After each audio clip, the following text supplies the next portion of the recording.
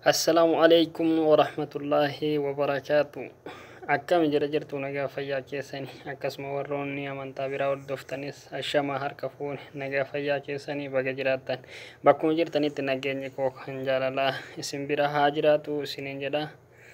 Akkasuma yaada tokkoon qabadhee dhufe YouTube chaanaaliin kiyya haaraya waan ta'eef maatiin haftaana jajjabeessaa isiniin jedha.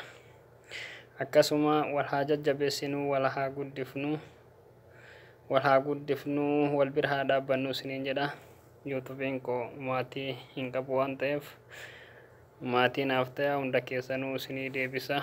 Warroonni maatii isinii ta'es akkasumas ka maatiin haa taatanis hedduu galatooma. Hunda keessanuu warroota naaf ta'e hunda keessanuu isinii deebisa. Warroonni ani maatii isiniif ta'es naa deebisa isiniin jechuun barbaade. Akkasuma maali yoo jettan namni waa karoorfatuu fi waa yaadu malee waan tokkotti hin deemu jechuudha.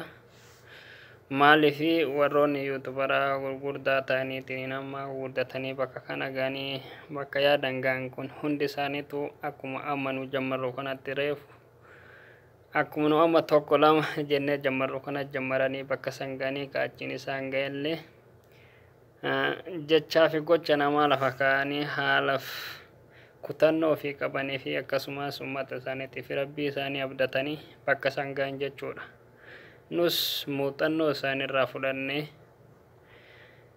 isaaniirraa fudhannee haala fi jechaa fi gocha namaa lafa keenya waan tokko ergatti seenirra abdii murachuu fi kutannaa dhabuun hin barbaachisu waan ta'eef waa tokko yoo namni karoorfatee bakka san hin ga'a jedhee karoorfatee itti seenu yoo ta'e rabbiilleen isa gargaara.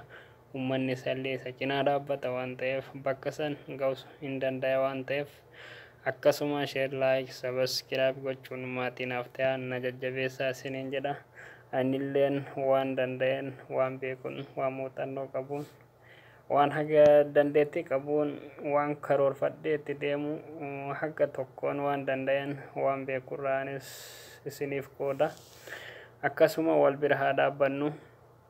Maaliif keessattuu warroonni amma YouTube banataa jiruu fi kan banatin illee warroonni banachuu fedhiif hawwii qabullee wal jajjabeessinee nu warri amma lafaa dhufu kun wal bira dhaabbannee maatii waliif taanee viidiyoo walii daawwannee yoo jenne akkasitti guddannee bakka tokko ga'uu dandeenya waan ta'eef yoo mootuu kutannoo fi abdii murannoo hin qabaanne eenyumaa ta'e waan tokko itti seene yoo kutannoo fi abdii irraa hin qabaanne bakka san yaada waan karoorfate san bakka san ga'uu hin danda'u jechuudha. Maaliif kuni hafuu qaba.